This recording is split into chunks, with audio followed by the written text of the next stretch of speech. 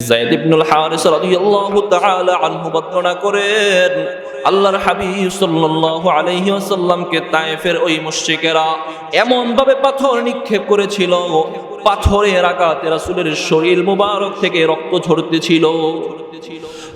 ঝরতেছিল, কিন্তু আমি দেখলাম একটা ফোঁটা রক্ত জমিনে পড়ে না। আল্লাহর হাবিব সাল্লাল্লাহু আলাইহি ওয়াসাল্লামের রক্ত মুবারক পা এবং জুতার সাথে লেগে, জুতা পায়ের সাথে আঠা লেগে গিয়েছিল, পা মুবারকের সাথে জুতা আঠা লেগে গিয়েছিল। যায়েদ ইবনুল হারিস রাদিয়াল্লাহু তাআলা আনহু পরবর্তীতে বর্ণনা করেন, ওই রাসূলের এক ফোঁটা রক্ত যদি আজকে তায়েফের জমিনে পড়তো, তাহলে তায়েফের জমিনকে আল্লাহ তাআলা তামা করে দিতেন। বড় আশা নিয়ে আল্লাহর হাবিব সাল্লাল্লাহু আলাইহি ওয়াসাল্লাম চিন্তা করলেন, মক্কার ভিতরটা ছেড়ে একটু মক্কার বাহিরে যায়। 10ম বছর শেষ, মক্কা জিন্দেগীর 13 বছর 3টা ভাগে বিভক্ত বলেছিলাম। প্রথম 3 বছর গোপনে, পরবর্তী 10 বছর প্রকাশ্যে। 10 বছরের প্রথম 7 বছর মক্কার ভিতরে, এবার পরবর্তী 3 বছর, শেষ 3 বছর, মক্কা জীবনের শেষ 3 বছর এটা প্রকাশ্যে মক্কার বাহিরে দাওয়াত দিতে নবীজি সাল্লাল্লাহু আলাইহি ওয়াসাল্লাম বের হচ্ছেন। সাথে নিয়ে গেলেন যায়েদ ইবনুল হারিস রাদিয়াল্লাহু তাআলা আনহুমাকে।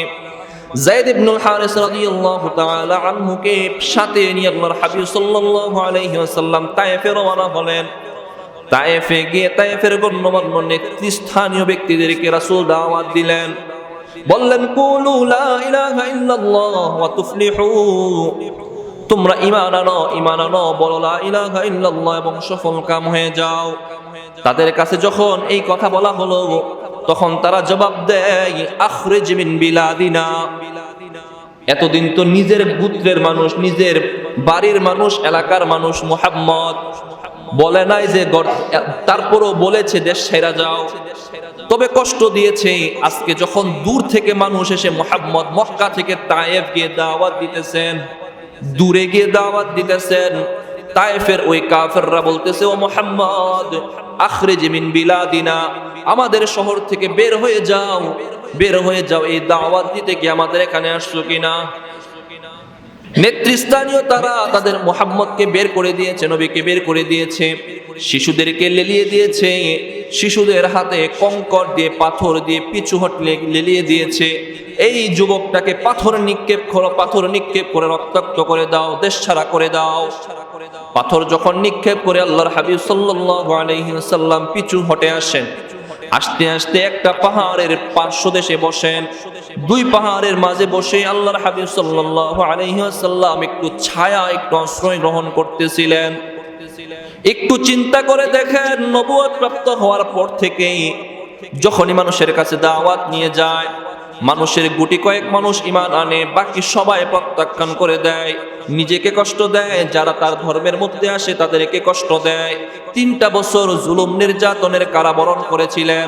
এর থেকেও যখন বের হলেন, প্রিয়তমা স্ত্রীর ইন্তেকাল হয়ে গেল, সবচাইতে সাহায্যকারী ব্যক্তিটা আবু তালেবের ইন্তেকাল হয়ে গেল। এমন একটা কষ্ট নিয়ে যখন তায়েফে রওনা হয়েছিলেন, বুক ভরা আশা ছিল তায়েফের মানুষ 1টা 2টা হলেও মুসলমান হবে, কিন্তু না,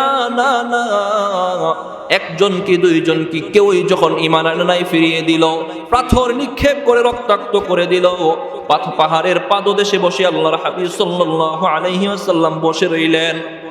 যায়েদ ইবনুল হারিস রাদিয়াল্লাহু তাআলা আনহু বর্ণনা করেন, আল্লাহর হাবিব সাল্লাল্লাহু আলাইহি ওয়াসাল্লামকে তায়েফের ওই মুশরিকেরা এমন ভাবে পাথর নিক্ষেপ করেছিল, পাথরের আঘাতে রাসূলের শরীর মুবারক থেকে রক্ত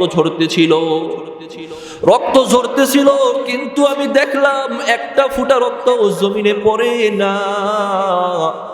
আল্লাহর হাবিব সাল্লাল্লাহু আলাইহি ওয়াসাল্লামের রক্ত মুবারক পা এবং জুতার সাথে লেগে, জুতা পায়ের সাথে আঠা লেগে গিয়েছিল, পা মুবারকের সাথে জুতা আঠা লেগে গিয়েছিল। যায়েদ ইবনুল হারিস রাদিয়াল্লাহু তাআলা আনহু পরবর্তীতে বর্ণনা করেন, ওই রাসূলের এক ফোঁটা রক্ত যদি আজকে তায়েফের জমিনে পড়তো, তাহলে তায়েফের জমিনকে আল্লাহ তাআলা তামা করে দিতেন। তায়েববাসীকে আল্লাহ জমিনের মধ্যে স্থায়ী রাখতেন না, এই জন্য রাসূলের রক্ত জমিনের মধ্যে ফালান নাই। তারপর রাসূলের কষ্ট হয়েছে, রক্ত ঝরেছে। পাহাড়ের পাদদেশে যখন রাসূল ধাক্কা দিয়ে বসলেন, রাসূল আল্লাহর কাছে একটা দোয়া করেছিলেন। মুসনাদে আহমদের মধ্যে অনেক লম্বা দোয়াটা এসেছে। আল্লাহর কাছে দোয়া করেছিলেন, اللهم إليك أشكو ضعف قوتي وقلة حيلتي وهواني على الناس يا أرحم الراحمين أنت ربي المستضعفين إلى من تكلني يا الله إلى بعيد يتجهمني أو إلى عدو ملكته أمري।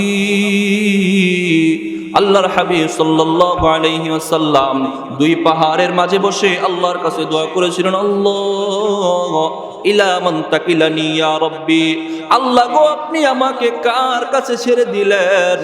কোন দাওয়াত দিতে গিয়ে মানুষের কাছে আপনি প্রেরণ করলেন গো আল্লাহ? মানুষের কাছে দাওয়াত নিয়ে যায়, মানুষ আমাকে প্রত্যাখ্যান করে। আল্লাহ গো কারাবরণ করতে হয়েছিল, আমার প্রিয়তম স্ত্রীকে হারিয়ে ফেলেছি, যেই মানুষটা সবচেয়ে কাছে ছিল চাচা আবু তালেবকেও হারিয়ে ফেলেছি। বুক ভরা আশা নিয়ে তায়েফে আসলাম গো আল্লাহ, আপনার দ্বীনের দাওয়াত দিতে গিয়ে আসলাম।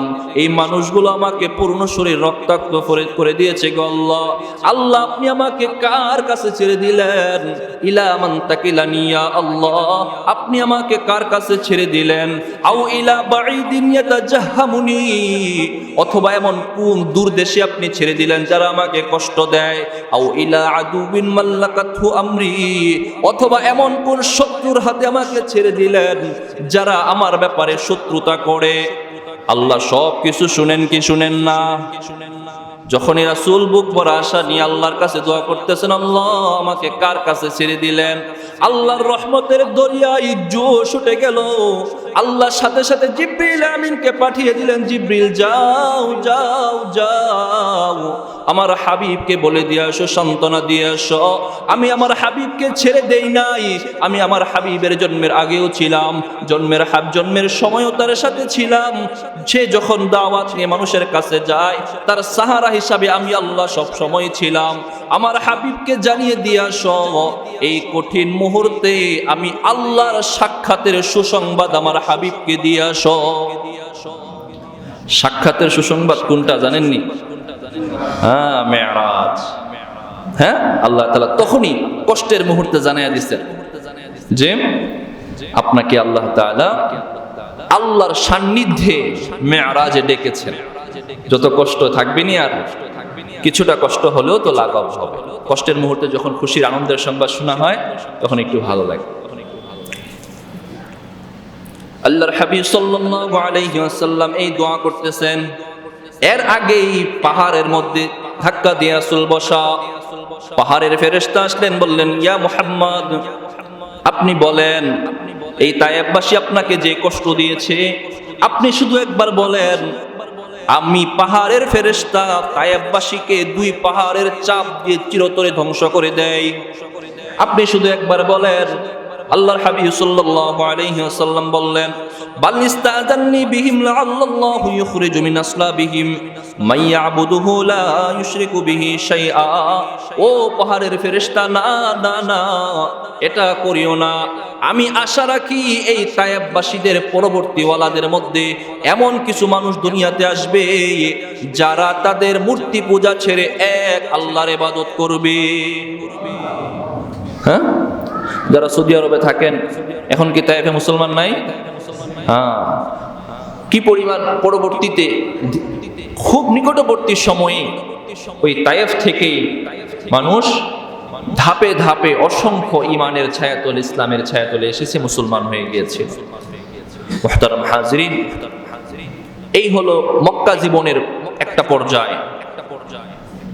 এখান থেকে রাসূল সাল্লাল্লাহু আলাইহি ওয়াসাল্লাম মেরাজে গিয়েছেন, সময়টা অতিবাহিত হয়েছে, ওখান থেকে হিজরত করেছে। মেরাজের আলোচনা তো আমরা রজবের 27 তারিখ দীর্ঘ শুনে থাকি। ইনশাআল্লাহ সামনের সপ্তাহ থেকে সামনের পর্বের আলোচনা ইনশাআল্লাহ আমরা শুনবো। যতটুকু আলোচনা শুনলাম, দেখেন রাসূল সাল্লাল্লাহু আলাইহি ওয়াসাল্লামকে কাফেররা কারাবন্দিত্ব জীবনে আবদ্ধ করে দিয়েছিল, খাবার দেয় নাই, হ্যাঁ, কথাবার্তা বলে নাই, খাবার পচতেও দেয় নাই, বাহিরের খাবার ভিতরে পচবে এটাও বন্ধ ছিল। বর্তমান সময়ের সাথে কোনো মিল পান কি পান না? হ্যাঁ, কিসের সাথে? একটু তাকিয়ে দেখেন গত 2 দিনের অবস্থা পুরো বিশ্বে। আমাদের মুসলমান ফিলিস্তিনের হামাসের ভাইয়েরা গত কয়েক বছর যাবৎ যেইভাবে নির্যাতন, নিপীড়ন, জুলুম, অত্যাচারের শিকার হচ্ছেন, যেইভাবে মানুষগুলোকে তারা মারতেছে, বাড়িঘরগুলোকে ধসিয়ে দিচ্ছে, একটা পর্যায়ে আমরা দেখলাম বাড়িঘরগুলো নাই, এখন শুধু মানুষ উড়ে আকাশে। হ্যাঁ, খাবার না পেয়ে মানুষগুলো কুকুরের খাবার, রুটি ছিঁড়ে ছিঁড়ে খাচ্ছিল। এমন একটা অবস্থা, একটুকু খিচুড়ির জন্য বাচ্চাগুলো কিভাবে কান্না করতেছিল। এখন যখন পুরো বিশ্ব থেকে মানবাধিকার সংস্থার কর্মীরা তাদের কাছে খাদ্য এবং ত্রাণ পৌঁছে দেওয়ার জন্য উদ্যুক্ত হয়েছে, গত 3 দিন আগে, 2 দিন আগে, গতকালকেও 40টা বা তার চেয়ে 64টা বহর যখন পৌঁছানোর জন্য রওনা হয়েছে, আমরা গতকালকে পর্যন্ত নিউজে দেখেছি, কাতার ভিত্তিক সংবাদ মাধ্যম আল জাজিরা নিউজ করেছে যে 40টার মধ্যে মাত্র একটা গাজার সীমানায় পৌঁছতে পেরেছে, বাকি 39টাকেই এই ইসরায়েলি হায়ানারা, তাদের সৈন্যরা, সেনাবাহিনী আটকে দিয়েছে, যেতে দেয় নাই, পৌঁছাতে দেয় নাই। মানবাধিকার কর্মী, পুরো পৃথিবী মানবাধিকারের কথা বলে তো তারা, তাই না? ঠিক না? জাতিসংঘ কিসের কথা বলে? মানবাধিকারের কথাই তো বলে। বাংলাদেশে মানবাধিকার অফিস করতে চাচ্ছে, মানবাধিকারের কথা বলে। তাহলে মানবাধিকার গেল কোথায় তোমাদের? মুহতারাম হাজিরিন, আমাদের কাজ, আমি গতকালকে মাগরিবের সময় আপনাদেরকে বলেছিলাম নাকি পরশুদিন, যে আমাদের কাজ হলো আমরা এখান থেকে কিছু করতে পারতেছি না, যদি পারি সাহায্য সহযোগিতার হাত বাড়িয়ে দেব, সর্বোচ্চ সর্বনিম্ন হলেও তাদের জন্য দোয়া করব। চুপ থাকা যাবে না, যদি চুপ থাকি তাহলে মুনাফিকের কাতারে আমি পড়ে যাব। আল্লাহ তাআলা যেন আমাদেরকে আমাদের জীবদ্দশায় এই গাজা হামাসের মুসলমানদের, বাইতুল মুকদ্দিসের, আমাদের পুণ্যভূমির বিজয় দেখার তৌফিক দান করেন, বলেন আমিন। যে কথাগুলো বলা হলো, আল্লাহ তাআলা আমাদেরকে যথাযথ আমল করার তৌফিক দান করেন। যারা সুন্নাত করেন নাই, সুন্নাত